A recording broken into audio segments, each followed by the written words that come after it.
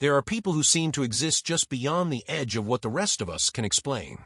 People whose lives unfold in ways that make you stop and reconsider everything you thought you understood about the world. Tyler Henry is one of those people. From the very beginning, his story has never followed a predictable path. It has moved through grief and wonder, through doubt and belief, through moments of extraordinary connection, and moments of devastating personal loss.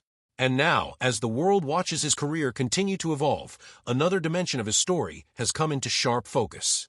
Not the readings, not the celebrity clients, not the packed theaters or the Netflix specials. Something far more personal. Something that has forced this young man, over and over again, to confront the very subject he has built his life around. Mortality.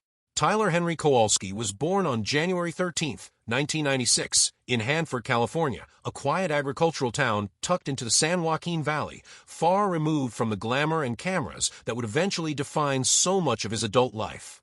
Nothing about his early years suggested he was destined for fame.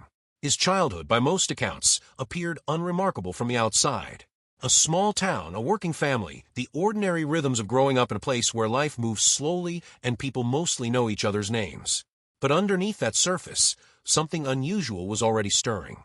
Something that would eventually reshape not just his life, but the lives of countless people who would come to sit across from him in quiet rooms, searching for something they could not find anywhere else. He was around 10 years old when it first happened. He woke from sleep with a feeling he could not name, a certainty that pressed against his chest and refused to let go. His grandmother, he felt, was about to die.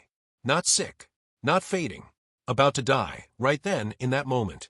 He stumbled out of his room and tried to tell his mother, fumbling through words that sounded strange even to his own ears, because how do you explain something like that when you barely understand it yourself? He was mid-sentence when the phone rang. His father was on the other end. His grandmother was gone. The timing was not something anyone in that house could explain away, least of all Tyler. That moment became the dividing line in his life. Everything before it was one kind of childhood. Everything after was something else entirely. Growing up with an ability that defied easy explanation was not a romantic experience. It was confusing and isolating and, at times, genuinely painful. The San Joaquin Valley was not a place that welcomed difference with open arms, and Tyler, already trying to make sense of something he could not fully articulate, found himself increasingly set apart from his peers. Middle school amplified every difficulty. He was bullied. He was judged. He was a strange kid, the one who made people uncomfortable because he seemed to carry knowledge he had no right to possess. He did not ask for any of it. He simply could not turn it off. High school brought a different kind of tension. Tyler had grown up in a conservative Christian environment, and the reactions to his abilities within that world ranged from cautious acceptance to outright condemnation. Some people who witnessed what he could do were moved by it. Others were frightened. A few believed he was dabbling in something dangerous, something spiritually threatening. For a teenager who was already working hard just to understand himself, that additional weight was not easy to carry. He has spoken about that period of his life with a kind of measured honesty, acknowledging that the path toward self-acceptance was long and that it did not come without real cost. One of the heaviest moments of his teenage years involved someone he deeply loved. His best friend and first love, a young man named Terry, had battled cancer as a child. As the two of them moved through their teenage years together, Tyler began to sense something he desperately did not want to sense. The illness, he felt, would return. And when it returned, Terry would not survive it. Years later, that feeling became reality. Terry passed away from brain cancer. But rather than bringing any kind of peace, Tyler's foreknowledge made the loss more complicated, not less. He had distanced himself toward the end, overwhelmed by what he knew was coming, and unable to find a way through it. It is one of the rawest and most human parts of his story. Insight, it turns out, does not protect you from grief. It just changes its shape. What kept Tyler moving forward through all of that was an active and determined effort to understand what was happening inside him. He began giving readings to classmates and teachers at Sierra Pacific High School, quietly at first, and then less quietly as word spread across campus.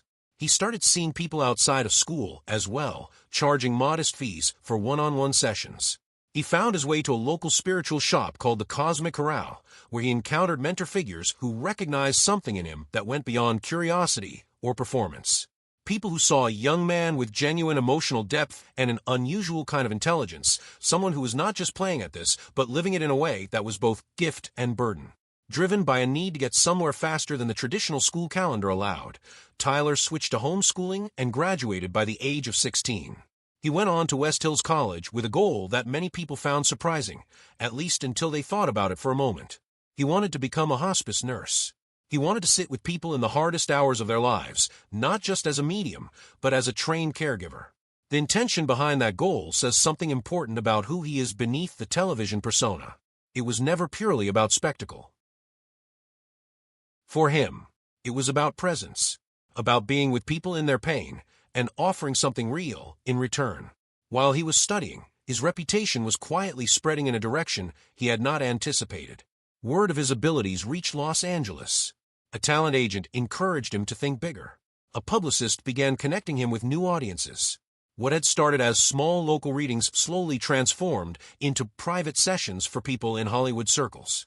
The real turning point came at a Christmas party in Beverly Hills in 2013, where he met Michael Corbett, an Emmy-winning actor and television host who approached the young man with healthy skepticism, booked a private reading, and left that session as a believer. More than that, he left with an idea. A television show. The seed that would eventually grow into something neither of them could have fully predicted at the time. But before any of that could take root, Tyler's body delivered a warning that stopped everything cold. In 2014, he suffered a stroke caused by a brain cyst he had been carrying unknowingly since birth. He was rushed to the hospital. Doctors told him not to move. The slightest wrong movement, they warned, could kill him. For a young man who had spent years thinking and talking and reading about death, that moment was something entirely different. It was not abstract. It was not philosophical. It was immediate and physical and terrifying in a way that none of his spiritual understanding had prepared him for. He has said that lying in that hospital bed, facing the genuine possibility of dying, felt nothing like the death he thought he understood. It felt like something being ripped away before it had the chance to become what it was supposed to be. He underwent brain surgery and recovered. The experience left a mark on him that went deeper than the scar. He has spoken about how it changed his relationship with his own fragility, how it made the stakes of ordinary life feel suddenly and permanently higher. He came out of it with something that looked, from the outside, like renewed energy and purpose. The kind of clarity that sometimes follows a close call. And the world was waiting for him on the other side of that recovery. In 2015, he appeared on Keeping Up with the Kardashians, delivering a reading in which he claimed to connect the family with their late father, Robert Kardashian Sr. The moment was emotional and widely viewed, and it introduced Tyler to an audience measured in millions. From there, the acceleration was rapid. By 2016, with Michael Corbett on board as executive producer and Entertainment Television backing the project, Tyler Henry had his own show. Hollywood Medium with Tyler Henry launched when he was just 19 years old, turning the quiet kid from Hanford into a nationally recognized figure almost overnight. The show was a phenomenon. Week after week, celebrities sat across from this soft-spoken young man and found themselves confronted with details, names, memories, and moments that seemed impossible for any stranger to know. Some walked away shaken. Some walked away skeptical but unable to fully explain what had happened. Some walked away changed. The readings were fast-paced and emotionally dense, and they resonated with viewers in a way that cut across the usual dividing lines of belief and doubt. At the same time, Tyler was deepening his public presence in other ways. He released his first memoir, Between Two Worlds, in 2016, offering readers a slower and more intimate look at the interior life behind the television performance. The book traced his earliest experiences, broke down the mechanics of how he processes information during a reading, and explored the broader emotional landscape of grief and connection. It was not written for a single type of reader. It was written for anyone carrying something heavy who needed to feel less alone with it. His work on the show produced moments that were genuinely moving and moments that were genuinely controversial. A reading with Corey Feldman, in which Tyler claimed to channel the late Corey Haim and encourage Feldman to speak publicly about childhood abuse he had experienced in Hollywood, generated significant attention. Feldman was visibly affected, describing the message as something he had been privately praying about for nights. But the reaction from outside the room was more complicated. Corey Haim's mother, Judy Haim, rejected the reading entirely, saying her son would not have spoken that way and that the two actors had drifted apart long before his death. It was a reminder that readings, whatever their source, exist in a world where other people's grief is real and not always available to be shaped by someone else's narrative. The skeptical community, for its part, has always watched Tyler Henry with considerable scrutiny. The arguments against the authenticity of his abilities are not new and not entirely without logic. Critics point to the possibility of pre-show research, to the technique known as cold reading, in which a skilled observer makes broad statements and uses the subject's reactions to narrow toward specifics. They highlight moments from his live shows where something appeared off, where a glance seemed to go somewhere it should not, where the timing of a revelation felt a little too convenient. Online communities have dissected footage frame by frame, debated the role of editing in shaping how readings appear on screen, and questioned whether the emotional impact of the sessions is itself a kind of performance designed to bypass rational scrutiny. Tyler's response to all of this has been notably measured. He does not dismiss skepticism. He has said more than once that he considers himself a skeptical person too, that he does not ask anyone to simply take his word for it, and that he understands why people push back.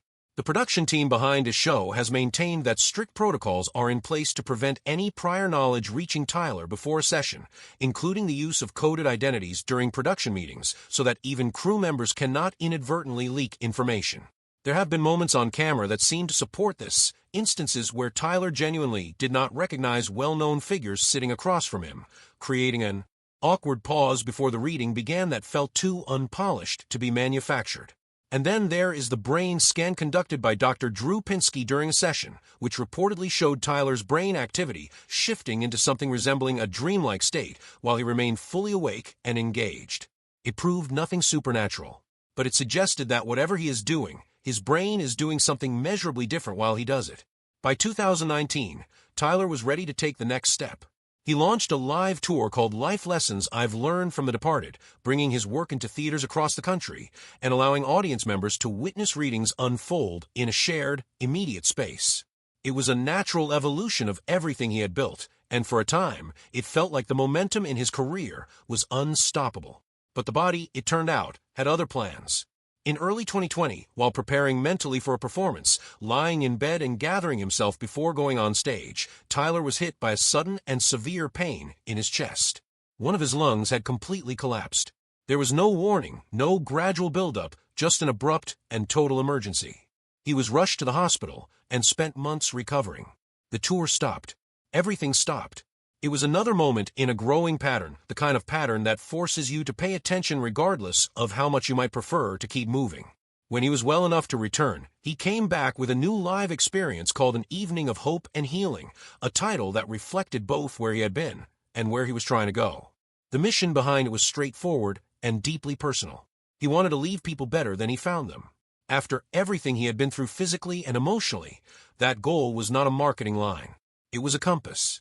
In 2022, Tyler released his second book, Here and Hereafter, alongside his Netflix series Life After Death with Tyler Henry. The book was different in tone and intention from his first. Less memoir, more guide. Drawing on years of readings and the patterns he had observed across countless conversations with grieving people, he focused on a central and quietly devastating idea. What do the dead wish they had done differently? What regrets come up again and again? And what can the living do with that knowledge while they still have the time to act on it? The book encouraged readers to make the changes now, to not wait for the kind of clarity that tends to arrive too late. It was also, in its quieter passages, a reflection on his own relationship with trauma and the slow, nonlinear work of healing.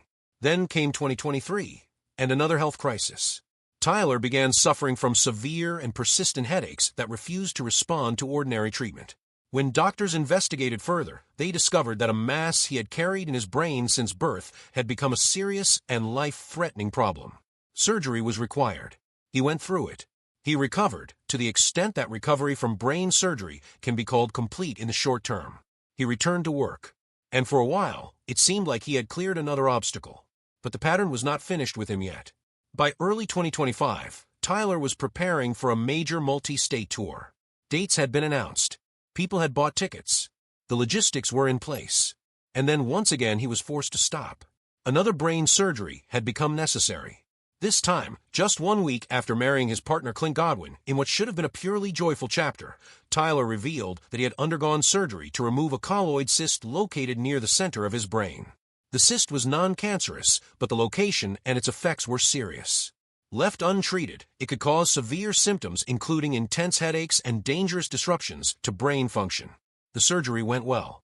Tyler was characteristically open about the experience and genuinely grateful for the outcome. He spoke about his medical team with warmth and talked about the procedure with the kind of directness that has always distinguished how he communicates about difficult things.